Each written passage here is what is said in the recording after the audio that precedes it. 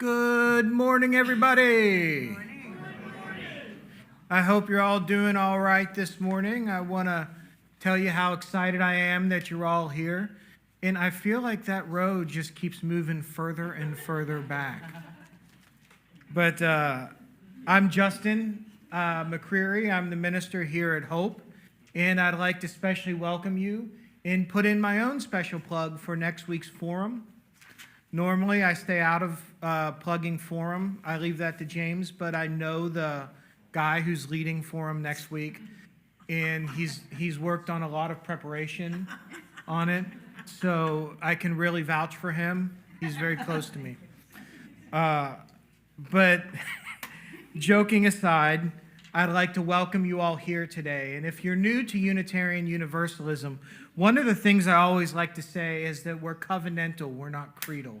What that means is we gather together in this concept of togetherness, and we put what we believed a little bit to the side, and we really think about who we are together.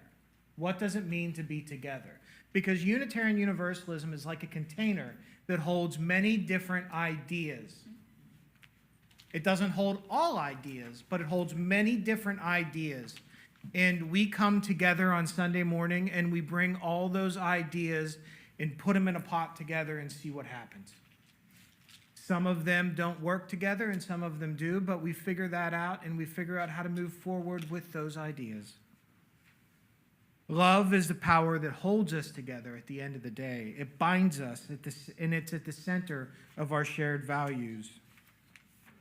Being rooted in love, we believe that all human beings should be treated with dignity and respect. At Hope, we seek to transform ourselves in the world through community service and love. Whoever you are, whomever you love, wherever you are on your spiritual journey, and whatever your life circumstances, you are welcome here. At this time, I would invite you to rise and embody your spirit as you feel called and sing our song of welcome.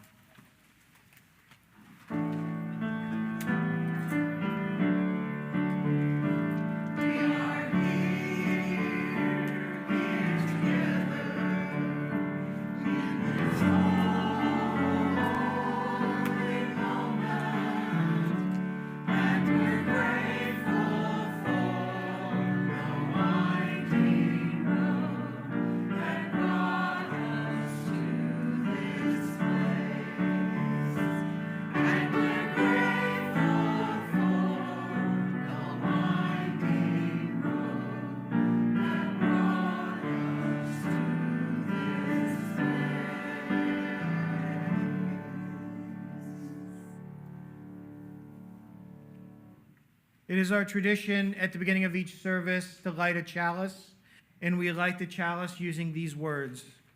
We light this beacon of hope, sign of our quest for truth and meaning, in celebration of the life we share together.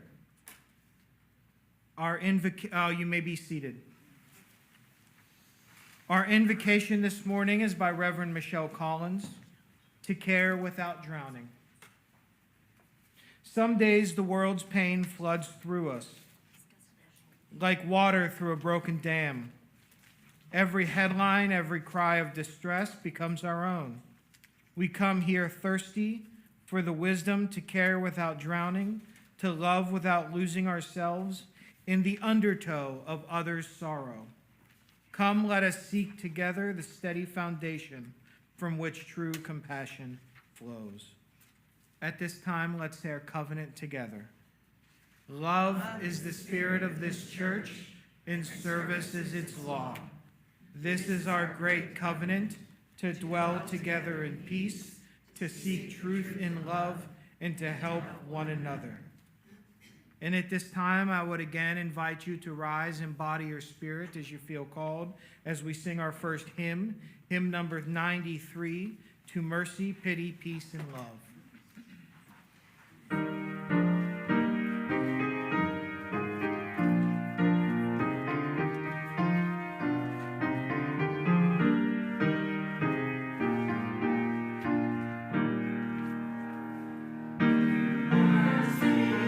pity, peace, and love.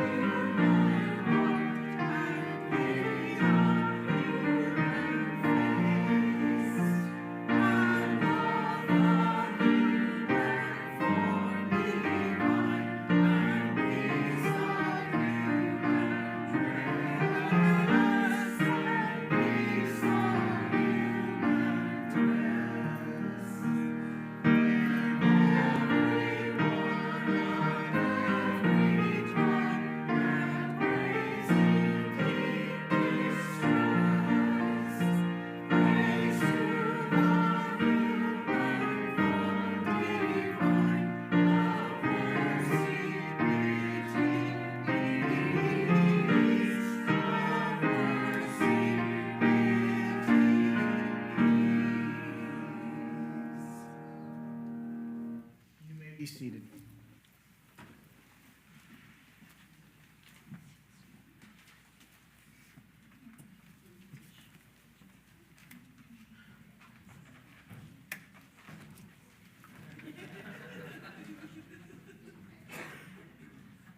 I was wearing my hat today and I got overheated. Too much excitement out there at the auction table selling tickets.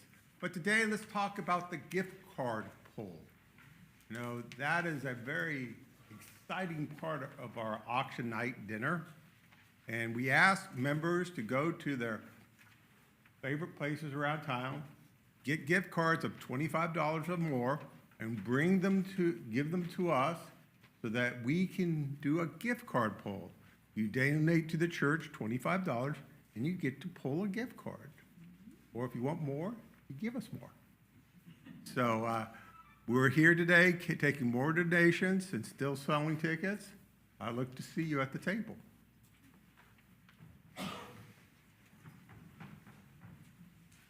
There's a lot more good stuff that happens at the auction, I have to say, because I have decorated my house in auction. I have 2 oil paintings. I've got a P.S. Gordon lithograph. I've got satin pillowcases, just to name a few items that I have purchased at the auction. Not to mention wonderful dinners that I've enjoyed, just all kinds of stuff. And so donate and buy stuff. It's so much fun. Okay, and I checked the sign up for Feed the Homeless. It would help if we had a couple more. That would be good. And important stuff about the Hope Fall Fest and Halloween party that is happening on the Saturday before Halloween, the 25th. It's your opportunity to dress up like your favorite spook. We would like for you to RSVP by the 21st so that they can plan all of the games and food and all what have you. And there's sign-up sheets out on one of the tables out front. Costumes are encouraged. It's from 4 to 7. Is that right, Gail? Anyway, she's not. Yes. Okay. And let's see. Hope Lunch Bunch is meeting on October 15th on Wednesday at 11:30 at the Main Street Tavern in the Rose District, 200 South Main. There's a big No King's Day thing that is sponsored by Invisible Tulsa from 12 to 2 at the 21st and Boulder in Dreamskeeper Park. The name changes every 10 years. Anyway, if you're interested in doing that but don't want to drive all that way by yourself downtown, please contact Joanne or Gail Hawk, and text them or talk to them after church if you would like to carpool, because this would be a good thing to carpool on. And let's see. Oh, and we're looking for a treasurer, please. Yes, sir. Gardens and Ground Cleanup next Saturday. Okay, Gardens, you heard the man. Gardens and Ground Cleanup next Saturday. Anything else I'm missing? Okay, thank you.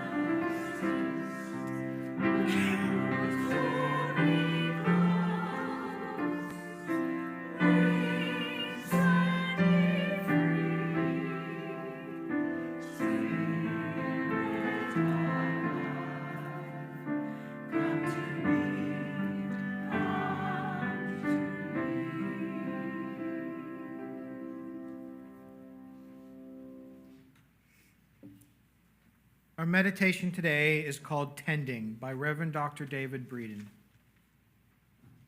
Spirit of compassion, named or nameless, within and among us, teach us to tend to ourselves and tend to each other.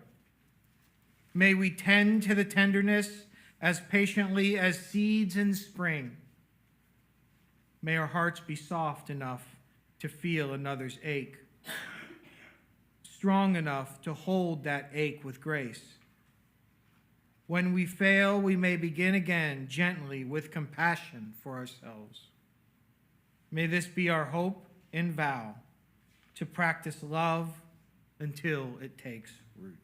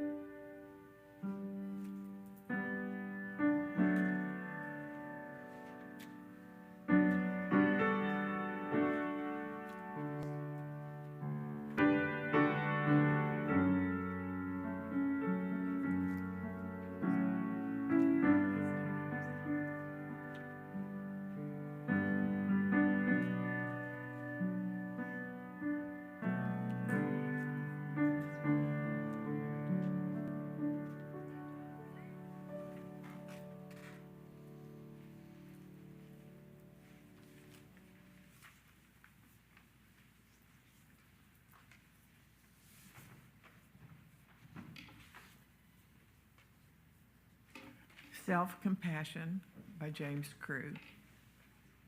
My friend and I snickered the first time we heard the meditation teacher, a grown man, call himself honey with a hand placed over his heart to illustrate how we too might become more gentle with ourselves and our runaway minds. It's been years since we sat with our legs twisted on cushions, holding back our laughter, but today I found myself crouched on the floor again. Not meditating exactly, just agreeing to be still, saying honey to myself each time I thought about my husband splayed on the couch with aching joints and fever from a tick bite. What if he never gets better? Or considered the threat of more wildfires or the possible collapse of the Gulf Stream. And then I'd have to remember in a few more minutes, I'd have to climb down the cellar stairs and empty the bucket I placed beneath a leaky pipe that can't be fixed until next week. How long do any of us have before we break down and empty its mysteries, before the body breaks down and empties its mysteries into the air? Oh, honey, I said, for once without a trace of irony or a blush of shame. The touch of my own hand on my chest, like that of a stranger, oddly comforting, in spite of the facts.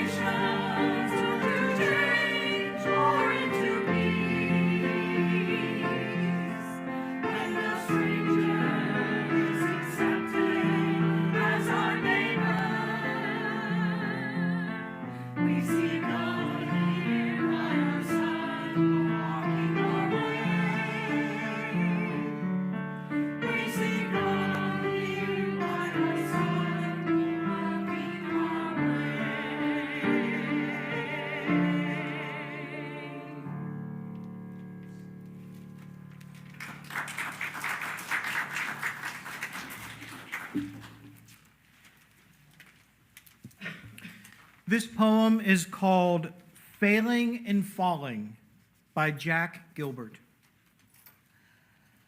Everyone forgets that Icarus also flew. It's the same when love comes to an end, or marriage fails and people say they knew it was a mistake, that everybody said it would never work, that she was old enough to know better. But anything worth doing is worth doing badly. Yes. Like being there by the summer ocean on the other side of the island while love was fading out of her, and stars burning so extravagantly those nights that anyone could tell you they would never last. Every morning she was asleep in my bed like a visitation. The gentleness in her like antelope standing in the dawn mist. Each afternoon I watched her coming back through the hot stony field after swimming. The sea light behind her and the huge sky on the other side of that. I listened to her while we ate lunch. How can they say the marriage failed? Like the people who came back from Provence when it was Provence and said it was pretty, but the food was greasy. I believe Icarus was not failing as he fell, but just coming to the end of his triumph. So there's a lot to this poem. But when I came across it, I knew that it would begin this sermon. I told Janet this morning, I asked her, I said, what do you think of the poem for the reading? And she said she liked it, which I was very glad. I loved that poem. And these two poems came together to me at the same time this week. And I knew that that one would set us in mind, and this one would set the tone for the sermon. See, there's a lot to this poem. But if you remember, Icarus and his father Daedalus were imprisoned. They were in, depending on the account, either in a large tower or the labyrinth that Daedalus himself designed. To escape, Daedalus constructed 2 sets of wings from bird feathers and beeswax. With these wings, they were able to escape, but Daedalus warned his son, do not fly too close to the water, because it'll get the feathers wet and you'll become too heavy. Or too close to the sun, because it would melt the beeswax that held the feathers together. We all know the story. Icarus flew too close to the sun, and the sun melted the wax that held together the feathers. Icarus' wings fell apart and he fell to his death. And the story gives rise to the warning, don't fly too close to the sun. The poet in this reading, though, takes a different message from the story. You can see that message as he sandwiches the story of a marriage that fell apart between the lines referring to Icarus. He starts the poem by saying, everybody forgets Icarus also flew. And ends the poem saying, I believe Icarus was not failing as he fell, but just coming to the end of his triumph. We think about that. I believe Icarus also flew. Everyone forgets Icarus also flew.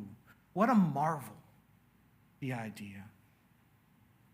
And he uses Icarus to talk about the worth of loving, even when love falls apart, saying, it's the same when love comes to an end or the marriage fails and people say they knew it was a mistake, that everybody said it would never work, that she was old enough to know better, but anything worth doing is worth doing badly. Can I get an amen? Amen. I love that phrase, anything worth doing is worth doing badly, especially when it comes to love. He says, each afternoon I watched her coming back through the hot stony field after swimming, the sea light behind her, the huge sky on the other side of that. Listened to her while we ate lunch. How can they say the marriage failed? See, we learn this in the writing that the marriage was not a failure because there was goodness in it. Because the journey was filled with love.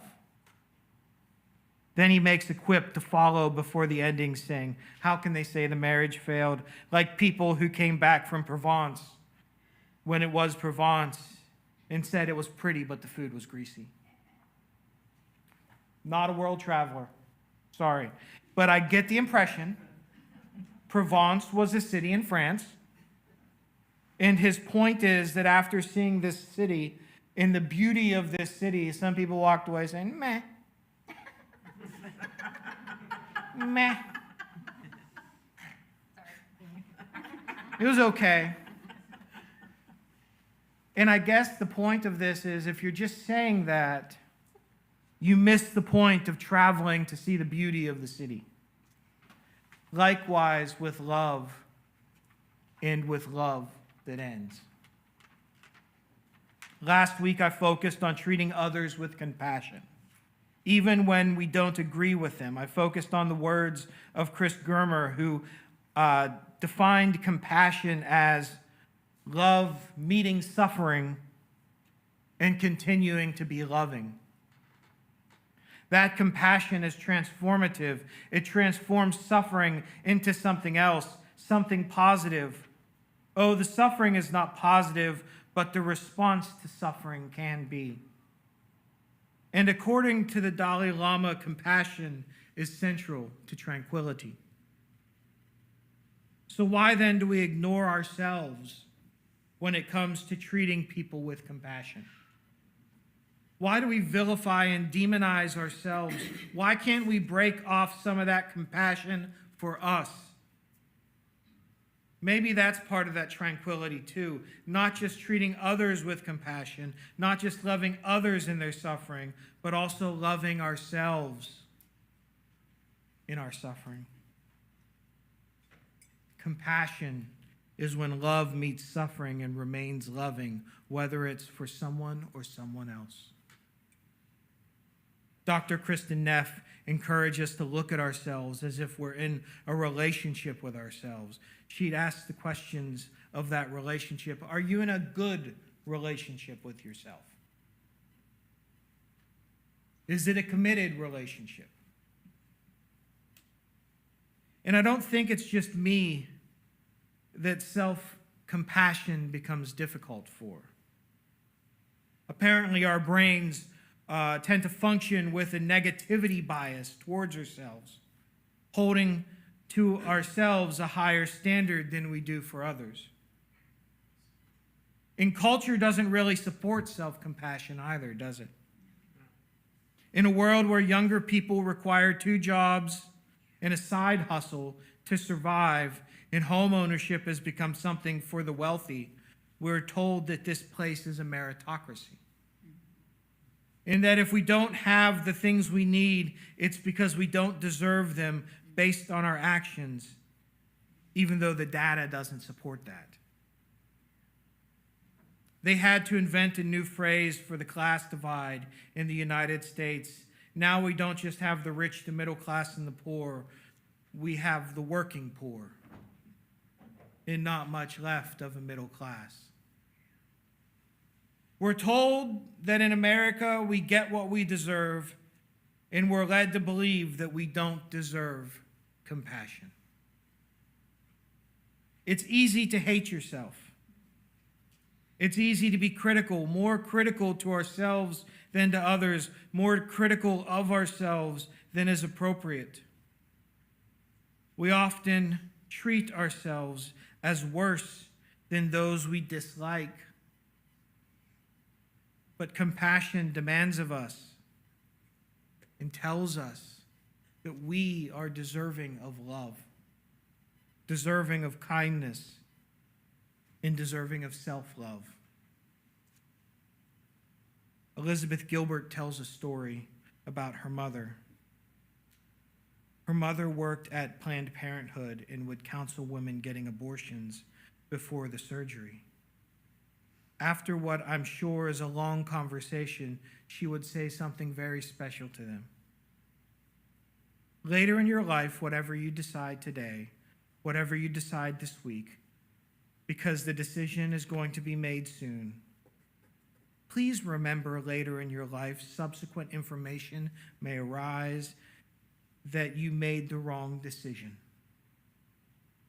But please, do not abuse yourself for the choice that you made when all you knew was what you knew today. I heard the story and everything stops for me. The moment stops. I heard the story and I felt something settle inside. I heard the story and the words settled my soul like a blanket in the winter. Please do not abuse yourself for the choice that you made when all you knew was what you knew today. And remember the words of the poet. I believe Icarus was not failing as he fell, but just coming to the end of his triumph. Do you often think of the mistakes you've made, the people you've wronged, the apologies that are still required of you so that you might find rest? I wonder sometimes what it would look like if I could accept an apology from myself. I see people who dog themselves so hard, who think of themselves as failures, who struggle with the self-love that it takes to be human. And I often say, I wish you could see me, or you could see yourself through my eyes. Because I seldom find anybody who is worth that kind of derision. I seldom find anybody who is worth that kind of suffering. We're confronted daily with feelings like an overwhelming deluge, a rain that pours forth from the heavens that flood the bulwarks of our heart. Our eyes and our ears are inundated with cacophony, and words fall like arrows. And if it's true what the Buddha says, that life is suffering, then compassion is truly divine, because it meets us in the dungeon of souls with a key offering an open door, an open cell door, giving us a chance to walk through. Sadly, we have often become our own prison guards. But what would it be like if we can truly let go of our unrealistic standards and expectations and just be the person that the gods call us to be? Blessed is the one who can, with an open hand, let go of the chains with which we bind ourselves and truly let us walk free. Forgiven not by those who stand and mock, but by the person we meet in the mirror each morning. May we silence all the committees of our consciousness in our brain and rest in the arms of forgiveness, granting compassion for the one who needs it most. Ever and ever, and amen.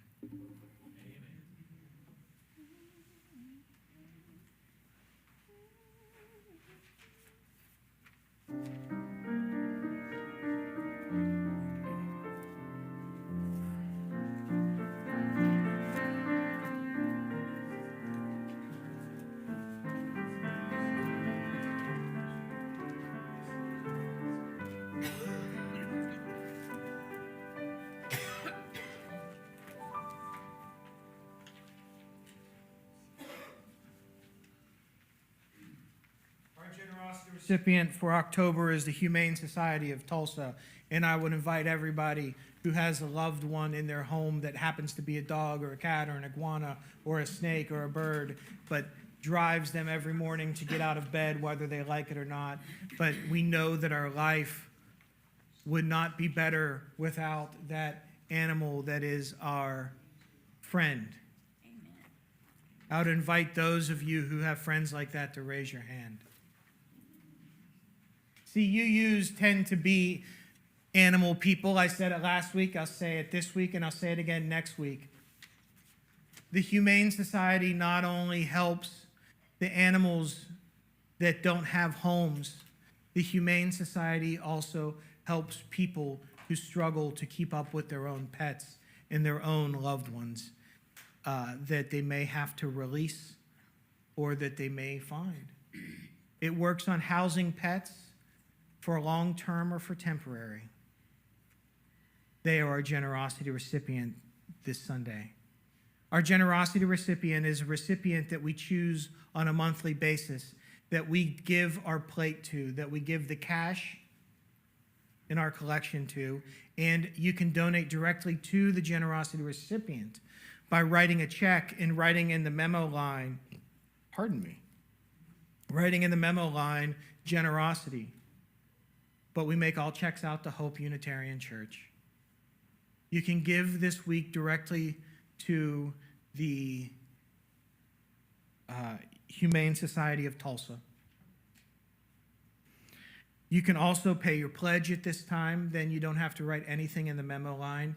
And if you would like to pay your pledge with cash, there is an envelope provided that you might add your cash there. But I invite you this morning to think about compassion and to think about the compassion that we need for this world so that we may teach this world to live better and fuller. Thanks.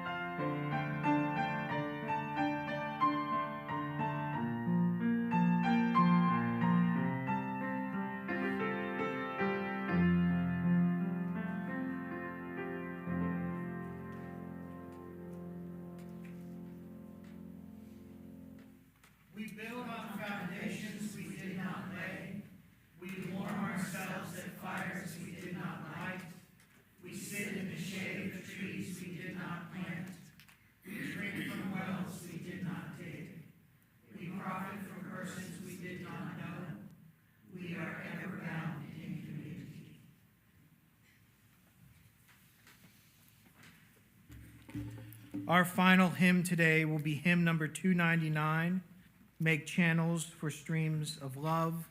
And I invite you to rise and body your spirit as you feel called.